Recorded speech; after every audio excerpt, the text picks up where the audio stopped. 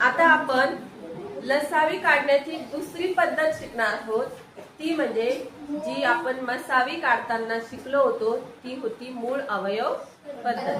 फक्त मसावी काढताना मूळ अवयव पद्धतीने आपण मसावी बरोबर सामायिक अवयवांचा गुणाकार घेतो आणि लसावी काढताना लसावी बरोबर सामायिक अवयवांचा गुणाकार गुणेला असामायिक अवयवांचा गुणाकार असं आपल्याला असामायिक अवयवांचा गुणाकार त्यामध्ये वाढवावा लागतो। थोडक्यात लसावी बरोबर मसावी गुणेला असामायिक अवयवांचा गुणाकार ह्या पद्धतीने आपल्याला मूळ अवयव पद्धतीने लसावी काढणे शिकायचे आहे। तर चला मग आपण हे उदाहरण परत एकदा मूळ अवयव पद्धतीने कसे सोडवायचे ते समजून घेऊया। आता 8चे मूळ अवयव बघा, 8चे मूळ अवयव काढूया आपण। दोनांनी सुरुवात करूया। 2 8 परत 2 गुणेला 2 गुणेला 2 झाले। परत पडतील मूळ अवयव नाही। त्यानंतर 12 12चे काढूया।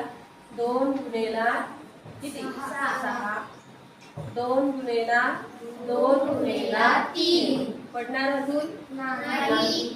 त्यानंतर बघा 16 16चा अवयव बघूया। 2 गुणेला 8 2 गुणेला 2 गुणेला 4 2 गुणेला 2 गुणेला 2 गुणेला 2 झाले। आता आपल्याला सामायिक अवयव शोधायचे। सामायिक अवयव शोधायचे। यातला हा 2 इथे 2 आणि इथे 2 आले सामायिक 2।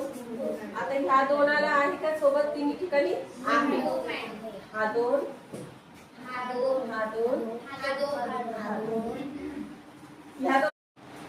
तर पहा लसावी म्हणजे काय, सामायिक मूळ अवयवांचा गुणाकार व असामायिक मूळ अवयवांचा गुणाकार। तर हे आहे लसावीसाठी आपल्याला कायम लक्षात ठेवण्याचं सूत्र।